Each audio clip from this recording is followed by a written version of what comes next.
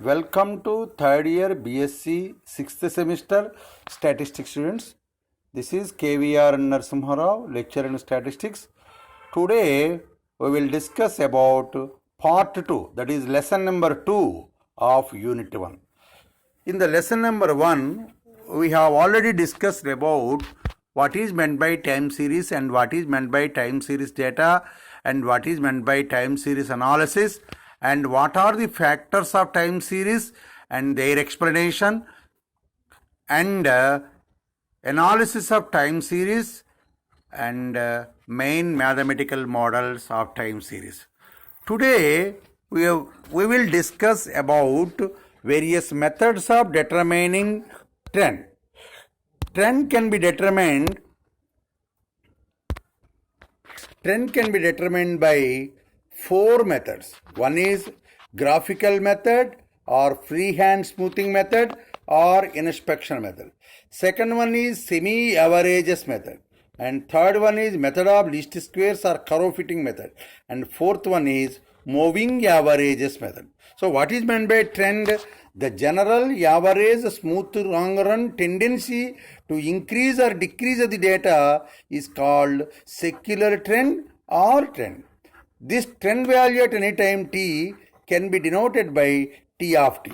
Now, analysis of time series consisting of separating the 4 components, that is trend value, seasonal value, cyclic value and irregular values, and isolating one from the other and find their net individual effect. In this chapter, we will discuss about various methods of determining the trend value at any time t in the time series. అంటే ఈ time సిరీస్లో trend వాల్యూని ఎలా కనుక్కుంటాం అంటే time series అనేటువంటిది 4 కాంపోనెంట్స్లో function అవుతుంది. Trend value at time T, seasonal value at time T, cyclic value at time T and irregular value at time T. These components can be separated one from the other. These 4 components, first we have to separating one from the other and find their net individual effect. Now our problem is to find the net individual effect of trend value at a time t. This trend value at time t can be determined by 4 methods. One is graphical method, second one is semi-averages method, third one is method of least square method, and fourth one is moving averages method. The first one, graphical method.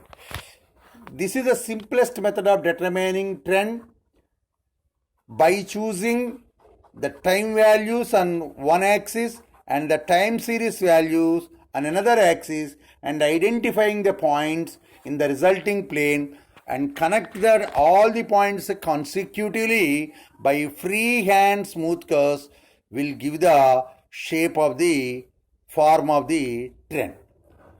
The main steps in graphical method: take the values of time t1, t2, ti, etc., tn on horizontal axis and their corresponding time series values ut1, ut2, etc., uti, etc., utn on vertical axis. Step 2. Identify ti, uti for all I equal to 1 to n in the resulting plane. Step 3. Connect all the points consecutively by freehand smooth curves. Step 4. The graph so obtained indicates the trend in the time series.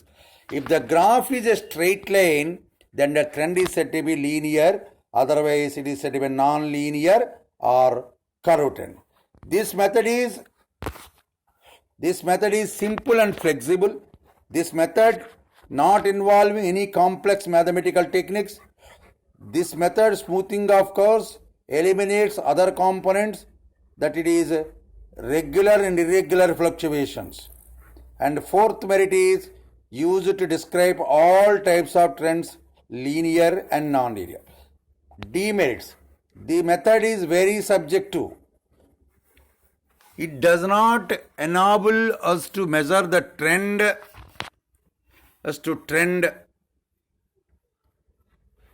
Third one, the method cannot predict trend values properly when the trend is not linear. అంటే ఈ graphical method ద్వారా trend అని ఎలా calculate చేస్తాం? Graphical method అంటే ఏంటి? Time సిరీస్లో ఉన్నటువంటి టైం వాల్యూస్ అన్నిటినీ ఒక యాక్సిస్ మీద, టైం సిరీస్ వాల్యూస్ అన్ని వేరొక యాక్సిస్ మీద తీసుకుని ఆ వచ్చినటువంటి 2 డైమెన్షనల్ ప్లేన్లో అన్ని పాయింట్స్ని గుర్తించి ఆ పాయింట్స్ని వరుసగా ఫ్రీ హ్యాండ్ స్మూత్ కర్వ్స్తో కలపడం ద్వారా వచ్చిన గ్రాఫ్ ద్వారా ట్రెండ్ వాల్యూని కట్టే పద్ధతినే graphical method or free hand smoothing method or inspection method. ఈ గ్రాఫికల్ మెథడ్ని కన్స్ట్రక్షన్ చేసే మెయిన్ స్టెప్స్. స్టెప్ 1, టైం వాల్యూస్ని T1, T2 etcetera TA etcetera TNని హారిజంటల్ యాక్సిస్ అంటే ఎక్స్ యాక్సిస్ మీద తీసుకోవాలి. అండ్ వాటి కరస్పాండింగ్గా ఉన్న టైం సిరీస్ వాల్యూని UT1, UT2 etcetera UTI etcetera UTNని వెర్టికల్ యాక్సిస్ మీద తీసుకోవాలి. స్టెప్ 2లో ఏం చేస్తామంటే T1 UT1 is 1 point XY లాగా అనమాట. X1 Y1 X2 Y2 XI YI etcetera XN YN అన్నట్టుగా T1 UT1 ఒక పాయింట్, T2 UT2 రెండో point, TI UTI third point, TN UTN nth పాయింట్ని ఐడెంటిఫై చేయాలి స్టెప్ 2లో. Step 3, connect all these points. ఈ points ఈ రకంగా ఐడెంటిఫై చేసే అన్ని పాయింట్స్ని కూడా వరుసగా ఫ్రీ హ్యాండ్ స్మూత్ కర్వ్స్తో కనెక్ట్ చేయాలి. 4th స్టెప్లో ఆ రకంగా కనెక్ట్ చేయగా వచ్చిన గ్రాఫ్ ఏదైతే ఉందో అదే ట్రెండ్ అని సూచిస్తుంది. ఈ గ్రాఫ్ స్ట్రైట్ లైన్ అయితే దాని లీనియర్ ట్రెండ్ అని, ఇది స్ట్రైట్ లైన్ కాకపోతే కర్వ్ ట్రెండ్ అని లేదా నాన్ లీనియర్ ట్రెండ్ అని కూడా అంటూ ఉంటారు. దీనికి అడ్వాంటేజ్ ఏంటంటే ఇది చాలా సింపుల్గాను ఫ్లెక్సిబుల్గాను ఉంటుంది.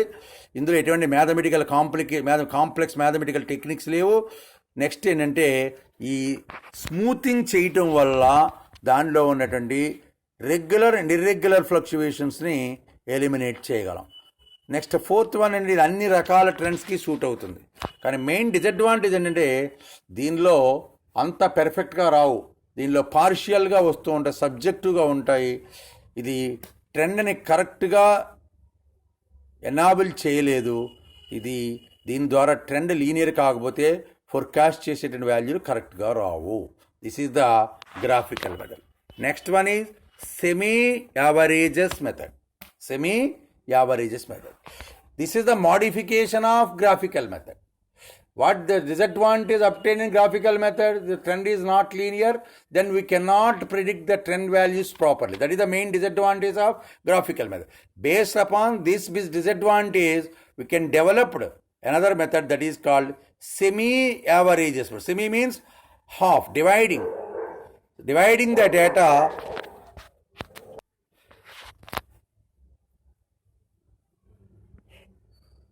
The trend value by semi-averages method, the trend value of the time series data can be determined by the method of semi-averages has the following steps. First step, dividing the whole data into 2 equal parts with respect to time, and even in case of odd number of years, dividing the data into 2 equal parts by omitting the intermediate data. Third, step 2, identify the mid-time period for the 2 groups, that is say TI and TL. Say. Step 3, compute the average value for the first group, say UTI, UTK, and the average time series values for the second group, say UTL. Step 4, then identify TI, UTI, TK, UTK is 1 point, TL, UTL is another point. Step 4, identify the time series values on horizontal axis and time series values on vertical axis, and identify these 2 points in the 2-dimensional plane and connect these 2 points by straight line will give a proper trend. In this case, is a modification of graphical method. This method is very easy to understand and it is not complicated method, and it is more easy to understand than least square and moving averages method. And second one is, this method gives some values for the time period who applies it. The main demerits: this method assumes linear relation between two groups, but it is not always true. Arithmetic mean is used to determine the average of two groups, but arithmetic mean has its own limitations. These are the merits and demerits of semi averages method. అంటే ఇది ఈ semi average method అనేటువంటిది graphical మెథడ్లో ఉన్నటువంటి డిసడ్వాంటేజ్ని base చేసుకుని దానిలో చిన్న modification చేయటం ద్వారా ఈ మెథడ్ డెవలప్ అయింది. దీనిలో ఏంటంటే మొత్తం డేటాని రెండు ఈక్వల్ గ్రూప్స్ చేసి ఆ ఈక్వల్ గ్రూప్స్కి వద్ద ఉన్నటువంటి పాయింట్స్ని రెండు పాయింట్లుగా తీసుకుని, అంటే ఎన్ వాల్యూస్ ఉన్న టైం సిరీస్ వాల్యూని రెండు ఈక్వల్ గ్రూప్స్ n/2 టైమ్స్ ఉండేటువంటి ఒక గ్రూపు, ఇంకొక n/2 ఉండేటువంటి ఒక గ్రూప్ కింద చేసి అప్పుడు ఆ రెండు పాయింట్స్ని స్ట్రెయిట్ లైన్ ద్వారా కలపడం ద్వారా ట్రెండ్ వాల్యూని కట్టే విధానమే సెమీ యావరేజెస్ మెథడ్ అంటారు. ఇందులో ఫస్ట్ స్టెప్ ఏంటంటే ఇచ్చినటువంటి టైం సిరీస్ డేటాని రెండు ఈక్వల్ గ్రూప్స్ కింద డివైడ్ చేయాలి. ఆ డివైడ్ చేసేటప్పుడు ఈవెన్ నెంబర్ ఆఫ్ అబ్జర్వేషన్స్ ఉన్నప్పుడు రెండు ఈక్వల్ గ్రూప్ చేయటంలో ప్రాబ్లం రాదు. అదే ఆడ్ నెంబర్ ఆఫ్ అబ్జర్వేషన్స్ ఉన్నప్పుడు ఏదైతే మధ్యలో ఉంటుందో ఆ డేటాని, అంటే ఆ టైం పీరియడ్ దానికి సంబంధించిన టైం సిరీస్ వాల్యూని డేటాలో ఒమిట్ చేసి మిగిలిన డేటాని రెండు ఈక్వల్ గ్రూప్స్ చేయటం ద్వారా ఇది ప్రాబ్లమ్ని సాల్వ్ చేయొచ్చు. స్టెప్ 2 ఏంటంటే ఆ రెండు గ్రూప్స్కిలోని టైంకి మిడ్ టైం పీరియడ్స్ని టీకే టిఎల్ అనేటువంటి టైంని గుర్తించండి. ఫస్ట్ గ్రూప్ యొక్క మిడ్ టైం పీరియడ్ని టీకే, సెకండ్ టైం పీరియడ్ యొక్క మిడ్ టైం గ్రూప్ని టిఎల్ ఐడెంటిఫై. నెక్స్ట్ స్టెప్ 3 ఏంటంటే ఫస్ట్ గ్రూప్ టైం సిరీస్ వాల్యూస్కి యావరేజ్ కట్టండి, that is U T K. Second time series data second group యొక్క టైం సిరీస్ వాల్యూస్కి యావరేజ్ కట్టండి, that is U T L. Step 3, identify T K U T K is one point and TL UTL is another point. Only 2 points are obtained.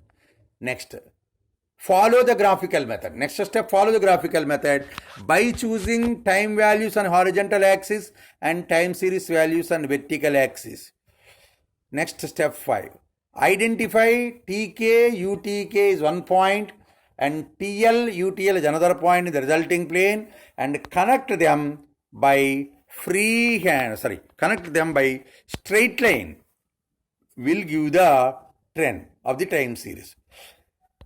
This method is also much easier than least square method and moving averages method.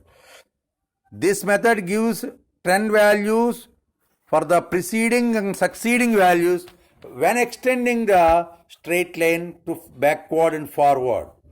Demerits: this method assumes linear relation between two variables. ఈ మెథడ్లో రెండు variables మధ్య relation linear అనుకుంటాం, but it is not always true. Arithmetic mean of the two groups తీసుకోవడం ఒకటి ఇందులో తీసుకున్నాం. Arithmetic మీన్కే దానికి డిసడ్వాంటేజెస్ ఉన్నాయి, అంచే దాన్ని తీసుకోవడం కూడా తప్పని ఈ మెథడ్ని ఒమిట్ చేయడం జరిగింది. Next third method, that is least square method.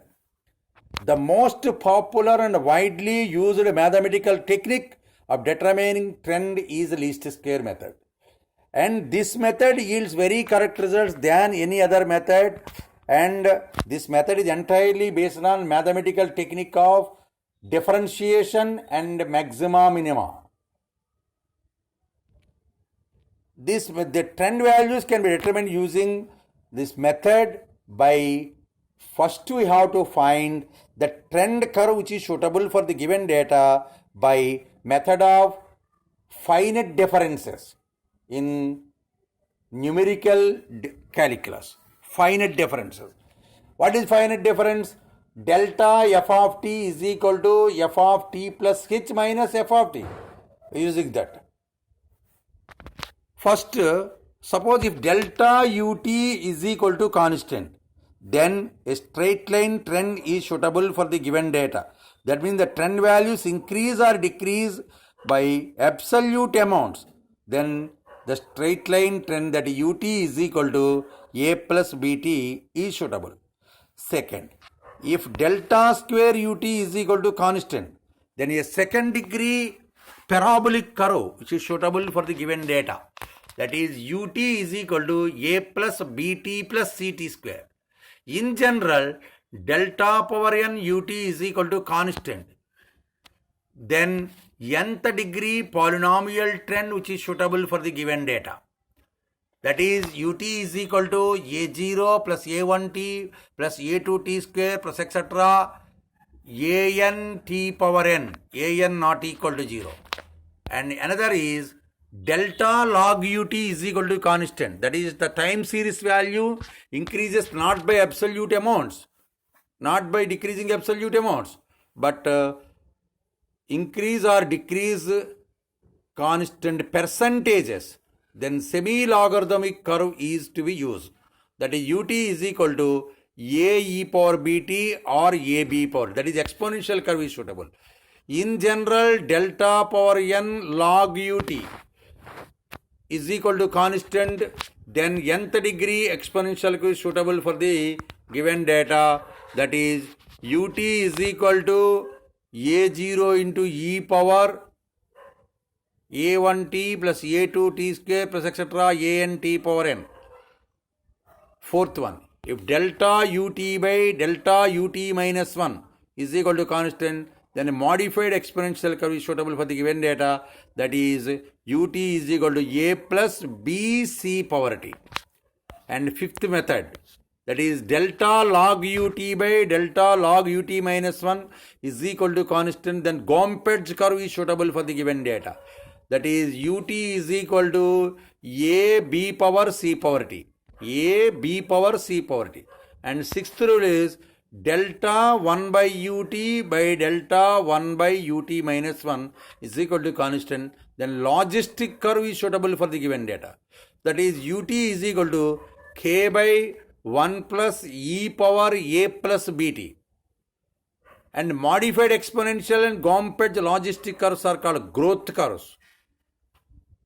So these are the methods for determining suitable trend, the trend equation suitable for the given data. Next, procedure to determine the trend value by least square method. Step 1, identify the curve which is suitable for the given data using the method of finite differences. Step 2, compute the constant by least square or any other method. That is, using the normal equation we can find the constants for least square equation. Step 3, substituting the constants in the assumed curve. Step 4, compute the trend values for any time period by substituting t in the equation. Merits: this method completely eliminates personal bias on the part of investigator. Second, this is the only method used to compute trend values for all the time periods, whereas the graphical method is suitable for only linear. If it is not linear, it may give personal bias results.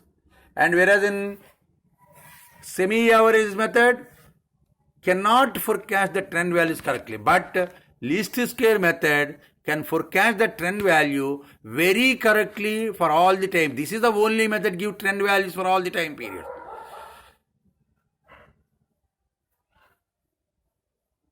So these are the merits, and demerits are, this method is quite tedious and time consuming, and it is found that if any of the observation entered is wrong after some calculation has been done, the whole calculation which have been already done to be reshuffled. This is the main disadvantage of least square method. Once again, the least square explanation of least square method. So ఈ least square method అనేటువంటిది ఈ semi average method moving graphical మెథడ్లో ఉన్న డిసడ్వాంటేజ్ని పోగొడుతూ పూర్తిగా mathematical టెక్నిక్స్గా ఉంటూ అన్ని time పీరియడ్స్కి time సిరీస్ని కట్టాలి అండి. ఇది ఒక్కటే మెథడు. ఈ మెథడ్ ద్వారా ట్రెండ్ వాల్యూని క్యాలిక్యులేట్ చేయడానికి ముందు ఆ ఇచ్చిన డేటాకి సూటబుల్ అయ్యేటట్టు ట్రెండ్ని కనుక్కోవాలి. ఈ ట్రెండ్ని ఎలా కనుక్కుంటామంటే న్యూమరికల్ అనాలిసిస్లో గల ఫైనట్ డిఫరెన్సెస్ మెథడ్ ద్వారా ఇచ్చినటువంటి డేటాకి మనకి ట్రెండ్ ఈక్వేషన్ని కనుక్కుంటాం. ఎలా కనుక్కుంటామంటే delta U T is equal to constant. అంటే మనకి ఎఫ్ ఆఫ్ టీ అనేటువంటిది function of T at any time T with an interval of difference H అయితే delta F of T is equal to F of T plus H minus F of T. మీకు మ్యాథమెటిక్స్లో numerical అనాలిసిస్లో వస్తుంది. So ఆ delta UT కడితే అన్నింటికీ కూడా constant వచ్చింది అనుకోండి. అప్పుడు అంటే అర్థం ఏంటి, టైం సిరీస్ వాల్యూలో కాన్స్టెంట్ అబ్సల్యూట్ ఇంక్రీజ్ కానీ డిక్రీజ్ కానీ జరుగుతూ ఉంటే ఆ దానికి trend straight line equation suitable అవుతుంది అని చెప్తున్నాం. స్ట్రైట్ లైన్ ఈక్వేషన్ అంటే U T is equal to A plus B T, A B are constants to be determine. అలా కాకుండా డెల్టా స్క్వేర్ యూటీ కనుక కాన్స్టెంట్ అయ్యేటట్టుగా ఉంటే సెకండ్ డిగ్రీ ట్రెండ్ షూట్ అవుతుంది అని చెప్తూ ఉంటాం. అంటే మనకి A plus B T plus C T square అనేటువంటి ట్రెండ్ షూట్ అవుతుంది. In general delta power N U T is equal to constant అయితే అప్పుడు nth degree polynomial trend suitable for the given data. That is U T is equal to ఏ0 plus ఏ1t plus ఏ2t square plus etcetera A N T power N is an nth degree polynomial when A N not equal to 0. an not equal to 0. Now, third case is if delta log ut is equal to constant for the time series. That means instead of increase or decrease of constant absolute amounts, constant percentage of amounts has been done. Constant percentage increase or decrease is observed in the time series data with respect to time, then we can identify that that is exponential curve is suitable for the given data. So two types of exponential curves are there. One is y ut is equal to a e power bt, another is ut is equal to a b power t. So any of them can be suitable for in this case. Now in general delta power n log ut is equal to constant, then nth degree exponential curve is suitable for the given data. That is ut is equal to a0 into e power b1t or a1t plus a2t square plus a3t cube plus etc. an t power n. This is the nth degree exponential curve. The fourth method is delta ut by delta ut minus 1 is equal to constant, then modified exponential curve is suitable for the given data. What is modified exponential curve? ut is equal to a plus bc power t. Modified exponential. అలా కాకుండా next delta log ut by delta log ut minus 1 is equal to constant, then Gompertz curve. What is meant by Gompertz curve? ut is equal to a b power c power t. That is a b power c power t. That is Gompertz curve. And the sixth one is delta 1 by ut by delta 1 by ut minus 1 is equal to constant, then logistic curve is suitable for the given data. What is logistic curve? ut is equal to k by 1 plus e power a plus bt. And the modified exponential, Gompertz and logistic curves are called growth curves. If delta ut increase or decrease constant percentage, then modified exponential curve is suitable. Delta ut resembles skewed curves, then we use Gompertz or logistic curve. Modified exponential curve ఎక్కడ ఉపయోగిస్తామంటే constant percentage decrease జరుగుతూ ఉంటే modified exponential curve ఉపయోగిస్తూ ఉంటాం. అలా కాకుండా అది skewed కర్వ్ని కనుక చూపిస్తూ ఉంటే, స్క్యూనెస్ చూపిస్తూ ఉంటే Gompertz ఆర్ లాజిస్టిక్ కర్వ్ని ఉపయోగిస్తుంటాం. నెక్స్ట్ ఏంటంటే ఈ లీస్ట్ స్క్వేర్ మెథడ్ ప్రొసీజర్ ఏంటి? ప్రొసీజర్ ఏంటంటే ఐడెంటిఫై ఫస్ట్ ఏంటంటే ఇచ్చిన డేటాకి సూటబుల్ అయ్యేటట్టు కర్వ్ని ఐడెంటిఫై చెయ్యాలి. ఐడెంటిఫై చేసిన తర్వాత ఆ కర్వ్కి ఈక్వేషన్ రాసుకోవాలి. దాంట్లో కాన్స్టెంట్స్ ఏంటో ఐడెంటిఫై చేయాలి. చేసిన తర్వాత ఇచ్చిన ఎస్యూమ్డ్ ఈక్వేషన్కి ఆ కాన్స్టెంట్స్ ఏవైతే ఉన్నాయో అవి ఇచ్చిన డేటాను బట్టి నార్మల్ ఈక్వేషన్ ద్వారా వాటిని కనుక్కోవాలి. కనుక్కున్న తర్వాత ఆ కాన్స్టెంట్స్ని అసలు ఈక్వేషన్లో సబ్స్టిట్యూట్ చేసి అప్పుడు టీ వాల్యూస్ అని రాయటం ద్వారా ప్రతి టైం సిరీస్కి కూడా ట్రెండ్ వాల్యూని దీని ద్వారా ఫోర్కాస్ట్ చేయొచ్చు. దీనికి మెరిట్స్ ఏంటంటే ది మెథడ్ ఎటువంటి పర్సనల్ బయాస్ ఉండదు, మ్యాథమెటికల్ టెక్నిక్స్ ఉపయోగించడం జరిగింది. దీనిలో ట్రెండ్ వాల్యూ ప్రతి టైం పీరియడ్కి కట్టగలం. ఈ టైప్ ఆఫ్ అడ్వాంటేజ్ మిగిలిన ఏ మెథడ్లోని లేదు. అయితే ఏంటంటే దీనికి మెయిన్ డిసడ్వాంటేజ్ ఏంటంటే ఇది ఎక్కువ టైం కన్స్యూమింగ్ మెథడ్. దీనిలో ఇంకొక మెయిన్ డిసడ్వాంటేజ్ ఏంటంటే ఏదైనా ఒక అబ్జర్వేషన్ని యాడ్ కానీ రిమూవల్ కానీ చేయాలంటే మొత్తం డేటా అంతా కూడా మళ్ళీ రిఫ్రెష్ చేయాలి. నెక్స్ట్ నేను ఇంకొక మెయిన్ డిసడ్వాంటేజ్ ఏంటంటే దీనిలో టైప్ ఆఫ్ ట్రెండ్ కట్టుకోవడం అనేటువంటి చాలా మెయిన్ మెథడ్ డిసడ్వాంటేజ్. సో అంచేత నెక్స్ట్ ఏంటంటే ఇందులో గ్రోత్ కర్వ్స్ అయినటువంటి మాడిఫైడ్ ఎక్స్పోనెన్షియల్ గాంపేర్ కర్వ్స్కి ఈ లీస్ట్ స్క్వేర్ మెథడ్ అంత పెర్ఫెక్ట్గా సూటబుల్ అవ్వదు. Next one is moving averages method.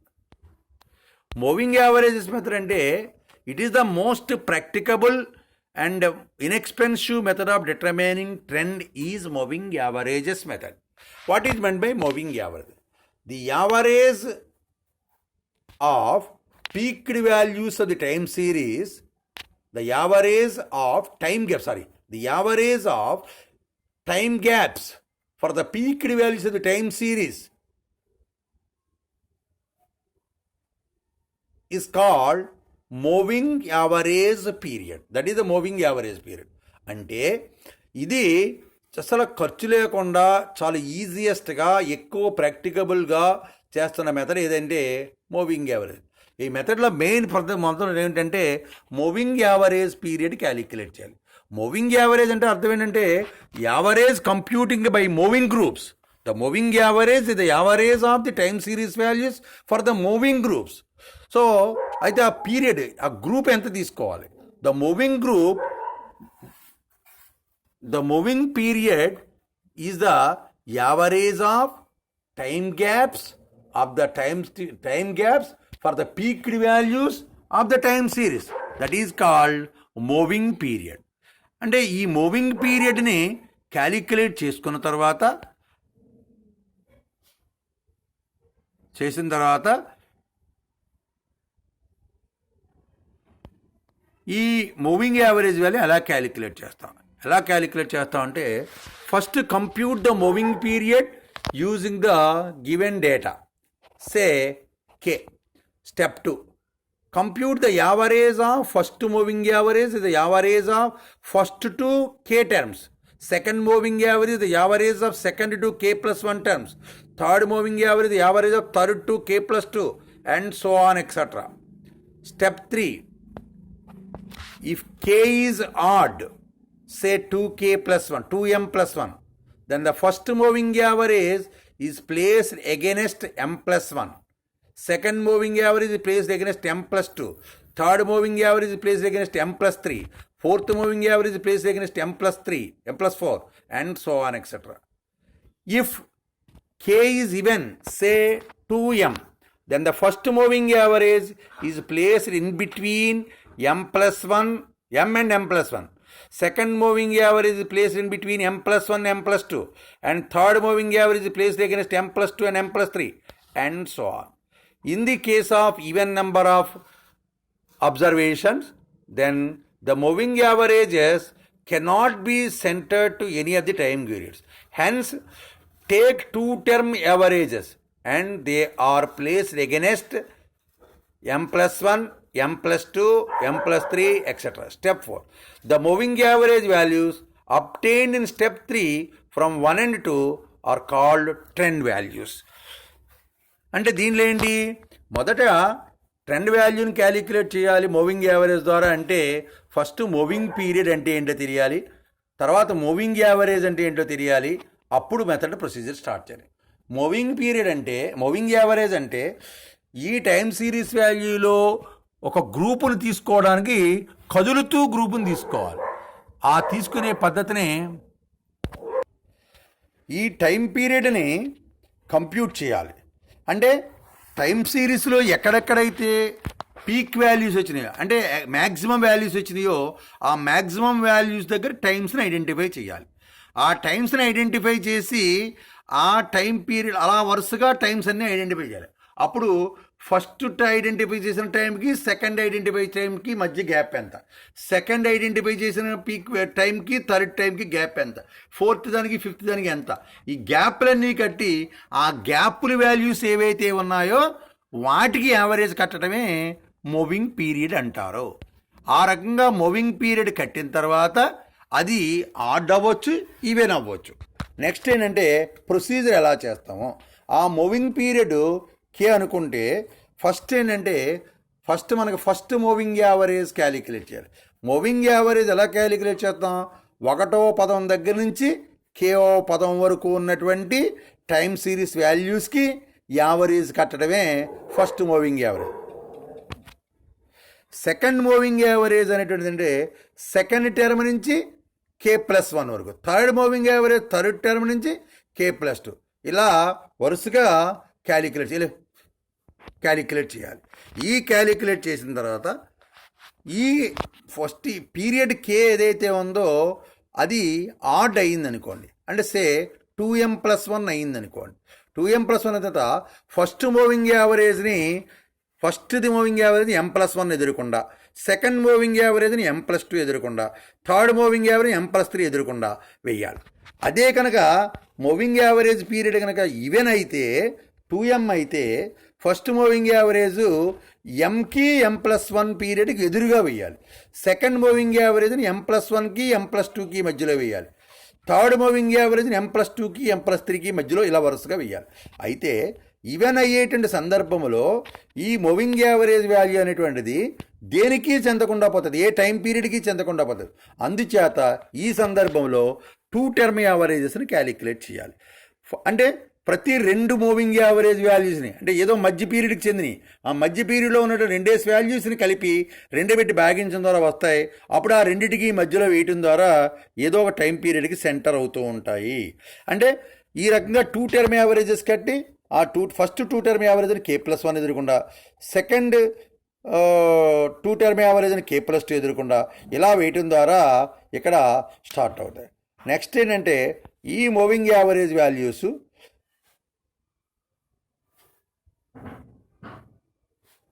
వచ్చినట్టు వాల్యూస్ ఏవైతే ఉన్నాయో వాటినే ట్రెండ్ వాల్యూస్ అది టైం సిరీస్ అంటారు. నెక్స్ట్ మెరిట్స్ ఏంటంటే ఈ moving average method is the most flexible method. And ఏదైనా కొన్ని అబ్జర్వేషన్ ఎడిషన్ కానీ డిలేషన్ కానీ చేయాలంటే ఆ కొద్ది డేటాని మార్చుకుంటే సరిపోతుంది తప్ప మొత్తం డేటాని రీషఫుల్ చేయాల్సినటువంటి అవసరం లేదు. The moving average method very flexible and in the sense of addition of dilation of figures that cannot create a complete complication, only it create a complication up to certain extent. And second one is it is a easy and inexpensive and most practical method of determining trend. This method can be understood by a layman also, but the main demerits are, and ఈ method layman కూడా చేయగలడు. దీని main demerits ఏంటంటే ఎటువంటి mathematical complication లేదు దీనిలో. Addition next division తప్ప దీంట్లో ఎట్టి పరిస్థితుల్లోనూ కాంప్లికేటెడ్ మ్యాథమెటికల్ క్యాలిక్యులేషన్ లేకపోవడం వల్ల లేవు ఇందులో. కానీ ఇది ట్రెండ్ వాల్యూస్లో మొదట్లో కొన్ని వాల్యూస్ని, చివరిలో కొన్ని వాటిని ట్రెండ్ వాల్యూని చెప్పదు. అదే గ్రాఫికల్ మెథడ్ తీసుకుంటే లీనియర్ కాకపోతే ట్రెండ్ వాల్యూ కరెక్ట్గా చెప్పదు.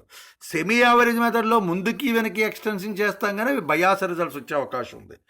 థర్డ్ లీస్ట్ స్క్వేర్ మెథడ్ అన్నిటికీ ట్రెండ్ వాల్యూస్ని ఇస్తుంది, కానీ ఇది మొదట్లో కే వాల్యూస్కి, లాస్ట్లో కే వాల్యూస్కి ట్రెండ్ వాల్యూస్ని చెప్పదు. ఇది ఈ మెథడ్ అనేటువంటిది ట్రెండ్ వాల్యూని ఉన్న వాల్యూస్కే కట్టగలుగుతుంది తప్ప ఫ్యూచర్ కానీ పాస్ట్ వాల్యూస్ కానీ ఫోర్కాస్ట్ చేయడానికి ఈ మెథడ్ ఉపయోగపడదు. ఈ మూవింగ్ యావరేజ్ మెథడ్ అనేటువంటిది ట్రెండ్ వాల్యూస్ లీనియర్ అయినప్పుడు మాత్రమే కరెక్ట్గా వస్తాయి. అలా కాకపోతే ఆసిలేటరీ మూమెంట్స్ ఉంటే ఇవి మూవింగ్ యావరేజ్ వాల్యూస్ బయాస్ రిజల్ట్స్ని ఇచ్చేటువంటి అవకాశం ఉంది. ఇవి టైం సిరీస్ యొక్క మెయిన్ ట్రెండ్ వాల్యూని కట్టేటువంటి పద్ధతులు. అంటే ట్రెండ్ వాల్యూస్ ఎన్ని రకాల పద్ధతుల ద్వారా కట్టచ్చు? ట్రెండ్ వాల్యూ 4 పద్ధతుల ద్వారా కట్టచ్చు. ఒకటేంటి గ్రాఫికల్ మెథడు, రెండోది semi average method, 3 least square method, 4 moving average.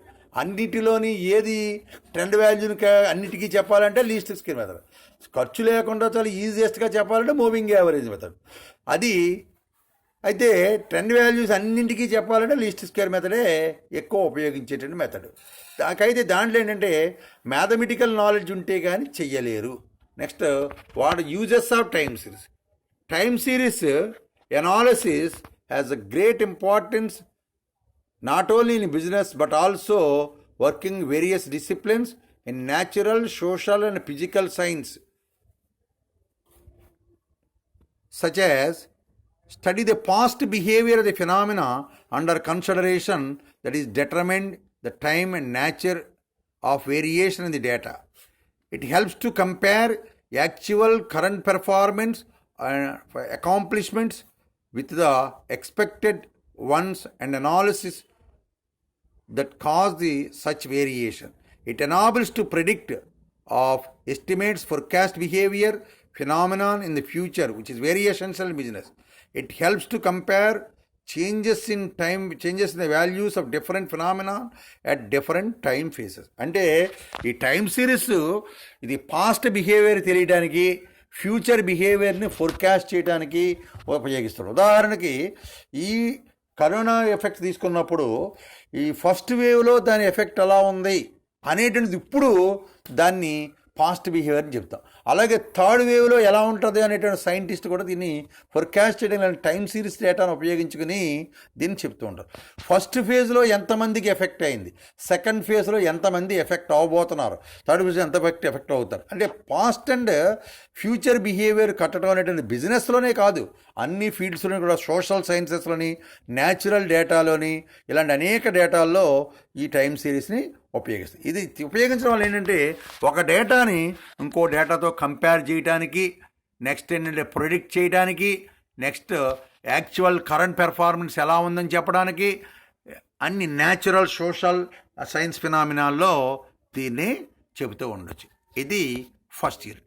ఈ ఫస్ట్ యూనిట్లో మెయిన్గా అడిగే క్వశ్చన్స్ ఏంటంటే టైం సిరీస్ అంటే ఏంటి, దాని మెయిన్ కాంపోనెంట్స్ ఏంటి, ఆ కాంపోనెంట్స్ యొక్క ఎక్స్ప్లెనేషన్ అడుగుతుంటాడు.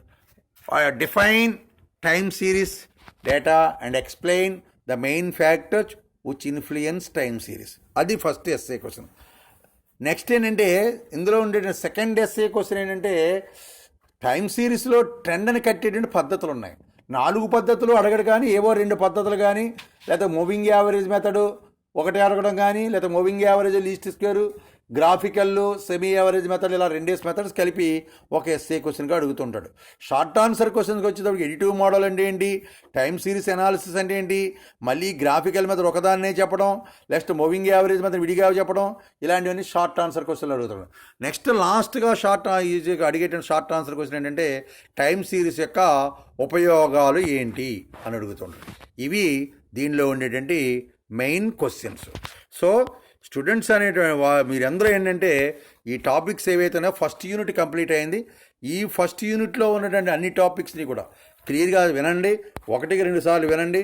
విని వీటికి సంబంధించి ఏ విధమైన డౌట్స్ వచ్చినప్పటికీ కూడా మీకు ఇవ్వబడిన మెటీరియల్లో దీన్ని చూసుకోండి. ఇక్కడ కూడా మీరు ఈ ఈ లెసన్ వింటూ ఒకసారి మీరు దీన్ని పాస్ చేస్తే మెటీరియల్ అంతా కనిపిస్తూ ఉంటుంది, అలా అరేంజ్ చేసాం. అలాగే మీరు ఈ లెసన్స్ అనేటువంటి ఏవైతే ఉన్నాయో వీటిని నోట్స్ ద్వారా చదువుకుంటూ వీటి అనేక సార్లు వింటే దీని ద్వారా చాలా ఉపయోగం ఉంటుంది. ఇంతవరకు ఏంటంటే మనకి ఈ ఓన్లీ మీరు ఆఫ్లైన్ క్లాసెస్ వింటమే తెలుసుకున్నారు. ఈ కరోనా రావడం వల్ల ఏంటంటే బోత్ ఆఫ్లైన్ అండ్ ఆన్లైన్ క్లాసెస్ని కూడా వింటున్నారు. సో స్టూడెంట్స్ మీరు అందరూ కూడా ఈ టైం సిరీస్ ఫస్ట్ యూనిట్ ఏదైతే ఉందో దీన్ని బాగా విని బాగా దీన్ని చదువుకుంటే రెండు ఎస్ఏ క్వశ్చన్స్ ఉన్నాయి, అది కానీ ఇది కానీ. అంటే దానిలోంచి క్వశ్చన్ ఇవ్వటం కానీ, లేకపోతే ఈ రెండిట్లో ఈ 4 మెథడ్లు ఏవో 2 మెథడ్స్ ఇవ్వటం కానీ జరుగుతుంటుంది.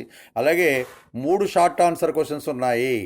సో అది దీనిలో ఉండేటండి. అలాగే వాటిలో కూడా అది ఎస్ఏ క్వశ్చన్కి ఇవ్వకుండా ట్రెండ్ అంటే ఏంటని చెప్పి షార్ట్ ఆన్సర్ క్వశ్చన్ అడగవచ్చు, లేకపోతే సీజనల్ ఫ్లక్చువేషన్ అంటే ఏంటని అడగవచ్చు, సైక్లిక్ ఫ్లక్చువేషన్ అంటే ఏంటని కూడా అడిగే అవకాశం ఉంది. అంచేత మీరందరూ కూడా చాలా క్లియర్గా విని, అనేకసార్లు విని, తద్వారా ఏమైనా డౌట్స్ ఉంటే నన్ను కాంటాక్ట్ చేయండి. నా నెంబర్ మీకు తెలుసు కదా. So God bless you. Thank you very much.